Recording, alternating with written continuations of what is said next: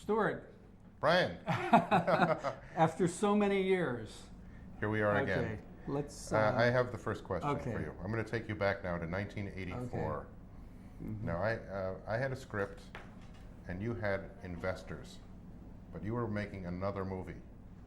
What was that film What that was you were that making? movie? Yeah, what was the Oh, movie? you're talking about Beatifica Somnambula, the Yes. Kim Deitch movie. Yeah, Yes, that was a movie based on Kim Deitch comics, of which he did the script in comic book form, and I remember it was with Bob Greenberg, the guy that introduced us Right. and sent me to Chicago to see you at the Organic Theater. I was working with him to do there was 3 stories. And Bob was going to direct it, right? Bob was going to direct it, and the first one was called Born Again, about a guy on death row in prison who escapes by being reincarnated as a potato. But Bob was the guy who, and we did tests on that, by the way. And potatoes. with the potato head, and this was before digital, and this is 1984, I think. Mm-hmm. And I remember we were, I got to LA because I had put an ad in Variety for a director. Help wanted. Right, director. Yeah. I got Yeah. 1,000 replies. I ended up seeing Bob Greenberg, and he said, "Oh, there's this guy in Chicago that you have to meet." But before that, he was going to direct. Oh this yeah, movie. he was going to direct it. Now, yeah. what happened to the movie? Why Well, didn't you make it? it still hasn't been made, but I do pull it out because after it took 15 years to make Dagon, Yeah. and I'm still not giving up on this. But it's very special because it's really based on that underground cartooning style of Kim Deitch, and I Right. think it has turned into the Miles Mycroft story. So what happened? Why didn't you make it? I think for one reason I was working with Empire, and it just wasn't going anywhere. I was putting up money for development, and it wasn't really going anywhere. And so then I said, I'd been in LA for 3 months already, and I thought, by God, I've got to make a movie.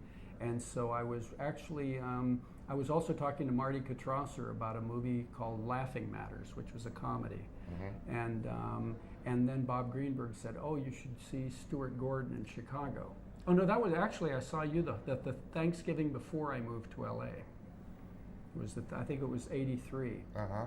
And so I said, okay, and I remember I went to Chicago with my wife Kathy, and we went to the Organic Theater, and we saw one play there which was about a factory, an assembly line. I think it was called Assembly Line. Right. And then we saw the big success, which was ER, which was playing somewhere else. Yeah. And I met all the guys back there like Richard Fire and Joe Mantegna and I forget all these organic people, and we said, and then I thought, well, shoot, I like horror movies. And you had the idea of doing Lovecraft as a TV series. I think you had 13 episodes. Well, and I said, no, I want to do a movie. Right, right. Now, Of course, you had another project. What was that? What were the 2 projects that you thought were no miss, surefire horror? Well, the one that I had, the other project was called Lucky, and was about a dog that is very pampered, a little dog, a little lap dog, and the couple has a baby, and suddenly the dog is no longer important to them. Suddenly this dog is being ignored, and he gets very jealous of the baby. And it was a story in which the dog is trying to kill the baby, and the parents are unaware of this, and so it became this sort of battle of wits between this dog and a baby. Yeah. And looking back at it, it's like the 2 worst possible. I just thought, let's see, zombie Lovecraft movie or Cujo with a baby in the crib. Yeah, directing babies and dogs, would have been a nightmare. But yeah, and so you decided at that point to switch to Reanimator. Well, there was no question in my mind. But I think it was more that I liked how you worked the assembly line. Because after the show, this was like a test, and you talked to the audience and asked them about it, and some of them didn't say great things. Right. And you didn't you didn't encourage him not to. Uh-huh. And I felt like I thought that you were being smart. And I thought that you were, and I thought that, and the show worked. It's not like the show didn't work. You know, it was a story and it worked. So I thought, well, I thought that was impressive. It was good acting. It was, everything was good about it. The audience was into it. And then when we went back to your place, I forget, it was right near the Organic, and talked horror movies, it was obvious that we were on the same, this, and I think we still are. I just thought, wow, this is, Kindred he spirits. knows what's going on, Right. Well, in hearing what you're saying, one of the things that's the most amazing to me is Bob Greenberg, who had been hired after you had placed the ad, being kind enough to sort of give over the job of directing to someone else. Well, actually, it's funny. Actually, it was what's her name? Kim Deitch's ex-girlfriend, Sally Cruikshank, who did the great animated short Quasi at the Quackadero, and who I had called, because when I went to LA, I would just start calling any name I had. And I had met her when I went to Berkeley to see Kim to get the rights to Miles Mycroft. I had lived in North Carolina. And she was living with the producer of Airplane, John Davidson. So she was working with John Davidson. So I went to see her, and I think it was I went to her house, and then she had me call John Davidson, and I think he's the one that gave me Bob Greenberg's number. And then when I got Bob Greenberg's business card, which had some beef cooking on it on a spit, and it said Bob R. Greenberg, I think it's R. Bob Greenberg, movies and barbecue, the best of both. I knew that I was in the right world, But Bob was great. Bob was a real dynamo. Yeah, I remember him calling me and saying, I think I finally have got the possibility for you to get this thing made, but Brian wants to make a movie, not a TV show. So and he was the one who brought us together. So it was a very unselfish act on his part. Yeah, he was great. Yeah. And I remember that then we decided that we would do it at the Organic Theater. Yeah, we were going to shoot and it in Chicago. You wanted to shoot it in 16 in black and white.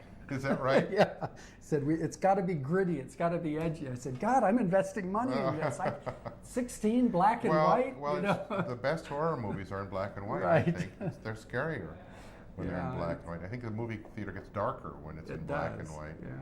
But the board at the theater wouldn't. I know, wouldn't let it us was do really crazy because we offered them half the movie if they would let us use the stage, but they thought that the plays, it just wasn't the right thing to do, and shouldn't be doing horror movies. And it wasn't until that point that you accepted that you would actually go to LA to do it, because I had moved there already. Right. So. And where do you remember the first read through we had of the script? Very vaguely, I do. Yeah.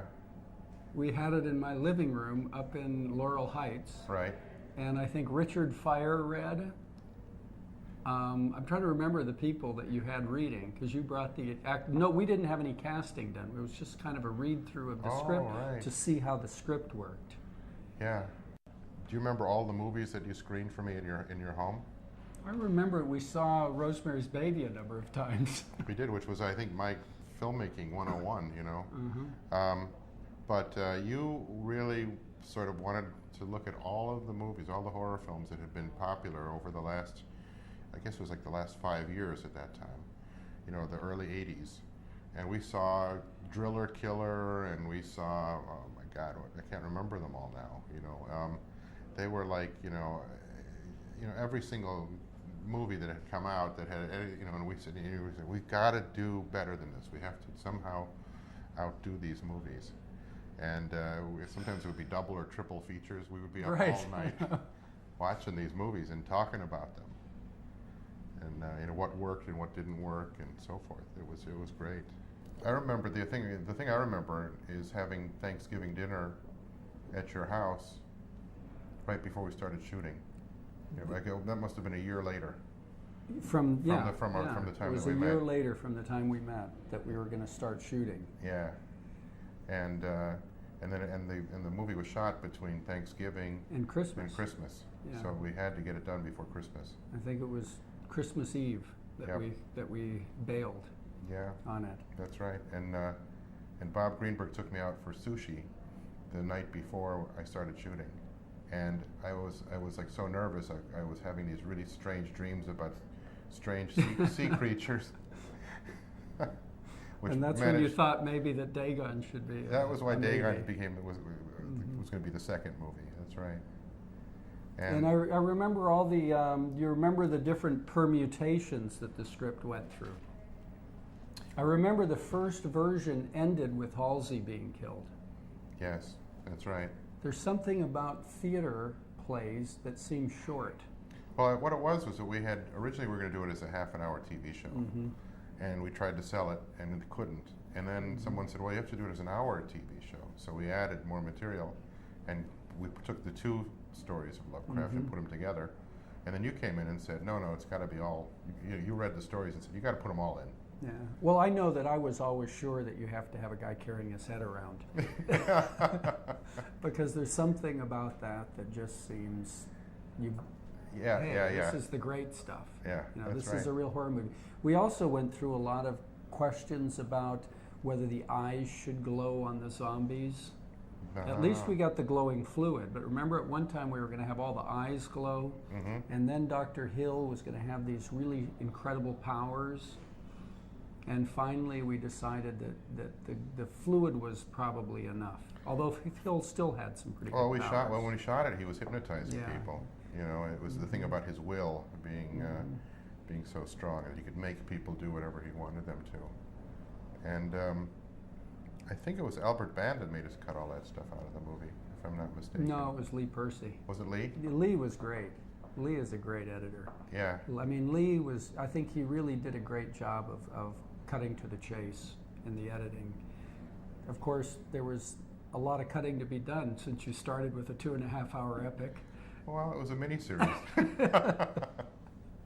I know, I tell people that. I said, no, the first cut was 2.5 hours long, and that's before we shot the prologue. Yeah. Well, it's amazing to me that we had 2.5 hours worth of material. I know. We shot it so fast. And I remember the last day of shooting where it was I think 24 hours of shooting. Oh, it was terrible. It was like we have to be done at the end of the day today. And by the end of the shoot, I was literally blind. I was like, I could not see. When I was driving home on the freeway, I had to pull over and have Carolyn take over because my eyes stopped working. It was like, whoop, too much. I went back to Chicago after we shot it. Yeah. And you supervised the post-production on the film. Yeah. Well, you got a cut out. I think you did a cut in 10 days or something. I did a cut really quickly. And then you went back to work since you weren't being paid anything. Yeah. You figured maybe you had to pay your rent in Chicago. I had to get home. Yeah. I had a theater company to run. And then actually, I really think you have to give credit. I mean, Lee Percy he was just fantastic.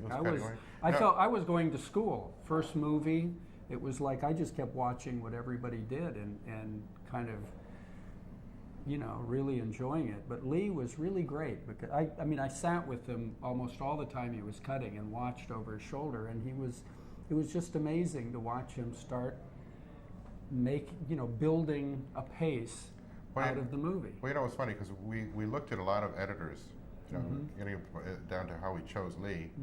And I remember on his reel was one of these movies that was I don't remember what the name of this guy is, but it was a samurai movie where the samurai's pushing a baby carriage. Oh yeah. With a little Lone Wolf and Cub. Yeah, and the little kid fights as well. And looking at the way